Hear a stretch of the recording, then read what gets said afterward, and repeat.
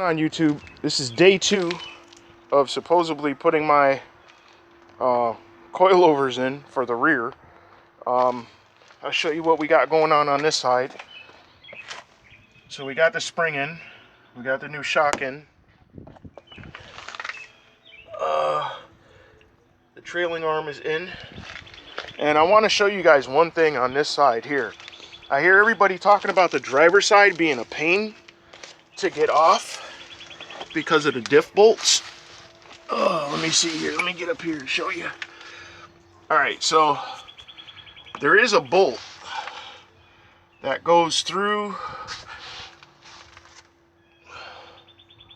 that hole right there. So you do have to lower the differential because it hits up against the back of the CV axle and the differential. So there's no way to get the bolts out on either side. Now mind you, this is an e46 M3. I think regular e46s you can't get the driver's side out. So this is day 2 of my journey. I had a major problem trying to get the bolt out of the ball joint. Here's the ball joint. I could not get that bolt out of there. I tried heating it up, I tried drilling it, I had to cut the end of it off. Finally I said to hell with it, I'm just going to press it out and go and get a new ball joint and just grease it up, press it back in there, and I should be good to go.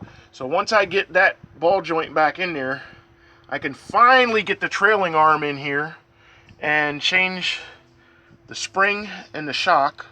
By the way, these shocks have only been on the car for maybe a year and a half, 2 years at the most.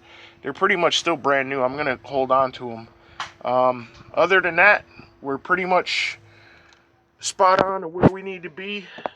After I get the shock and spring in, I'm going to go ahead and put the bolts in for the diff. There's one on that side, and there's one on this side, and there's one that is, let's see, I don't know if you can see my hand, but there's a bolt that's up over here in this area here that has to go back in to hold the diff in. And then we'll get the cross member on that goes underneath and the plastics, and we should be back on track. So keep tuned, and please like, subscribe, and comment below.